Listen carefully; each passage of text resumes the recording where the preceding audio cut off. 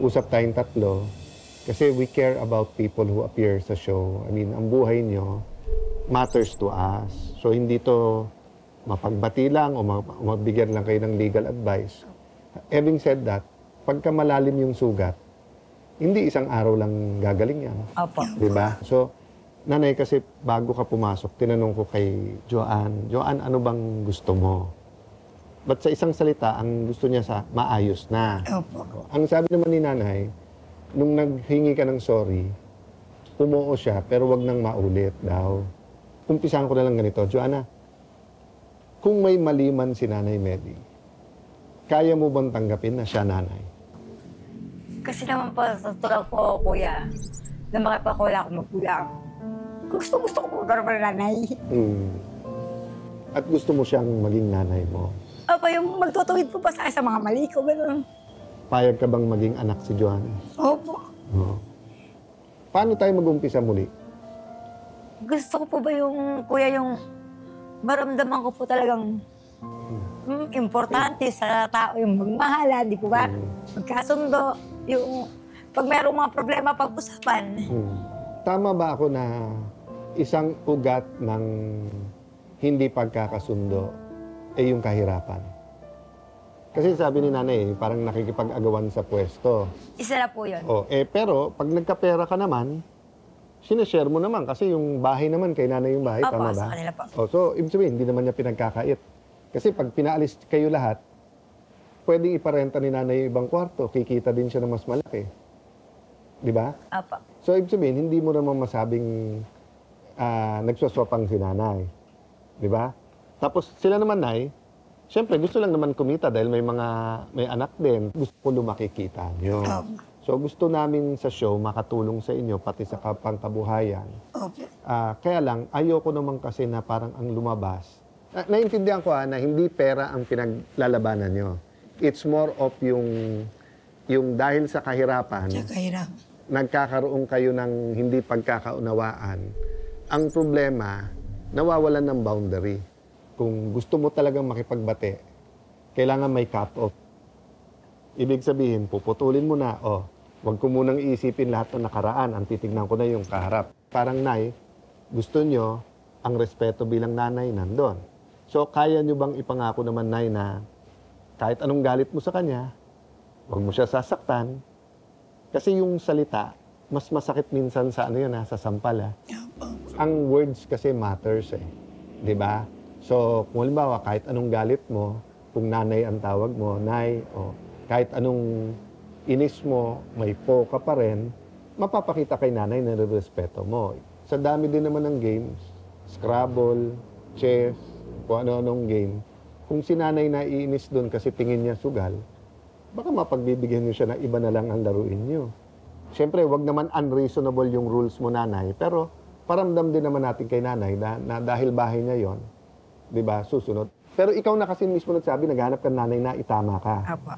So, mag-isip kayo, ano bang kabuhayan na medyo makakaluwag kayo pare-pareho. Pangalawa, di ba, ang show natin legal. Opo. Kaya lang, simple lang ang batas Ang batas kasi, magmahal lang kayo mag-asawa kung ano ang inyong obligasyon sa asawa, tapos support each other. Ang nasa batas lang, pagdating sa parents, yung support.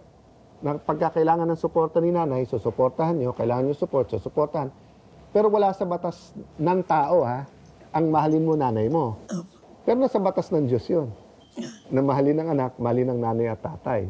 Pero nay, nasa batas na hindi ka pwedeng makialam sa may relasyon, kahit anak mo yon, na magkagulo sila.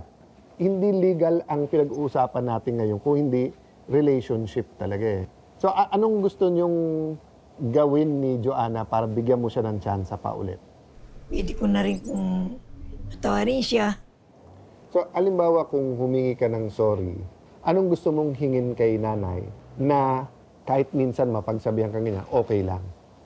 Yung love and care nga lang po nga gusto kong niya sa akin. Yung talagang, maramdaman ko talaga yung pagmamalang. Bilang taong mali niya na hindi niya ako i-down. Ilan linggo na lang, Pasko na. Eto na lang, may ihanda kaming pamasko sa inyo. Isa lang hingin ko. Mula ngayon hanggang 22, lahat ng itatanim nyo pagmamahal. Opo. Pag-isipan niyo yung challenge na yan, ha? O, lapit ka muna kay nanay. Sabihin mo yung gusto mong sabihin. Ay, sorry. Ay, naman ko kay nanay. Ay, mali mo naman ako, Nay. Oo. Tatawarin kita. Tatawarin mo sa mga anak ko sa mga tulog. Tatawarin na kita. Dito ka na umupo sa tabi ni Nay. So, habang huminga kayo malalim kasi hingang ko kayo kung ano parting words nyo sa isa't isa, tawagin natin ang Maritim kasi meron silang konting mga regalo sa inyo.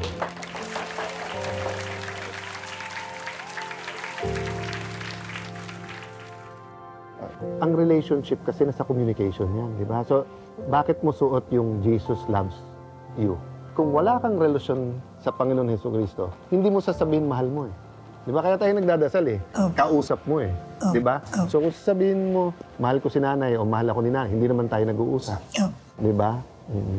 Pinatawad ko na po siya. Ikaw, Joanne, happy ka naman sa kalalabasan? Ha? Apa. Okay. Pero magkasama kayo sa isang bahay, wala naman kayong choice. Di ba? Kung hindi pagandahin yung relationship niyo. Ha? Opo. O sige, babalikan namin kayo, ha? Opo. Sige. God bless you. Bilang selebrasyon sa kanilang pagkakasundo, hinandugan ng Cayetano in Action with Boy Abunda sina Joan at Milagros ng isang espesyal na pamaskong salo-salo.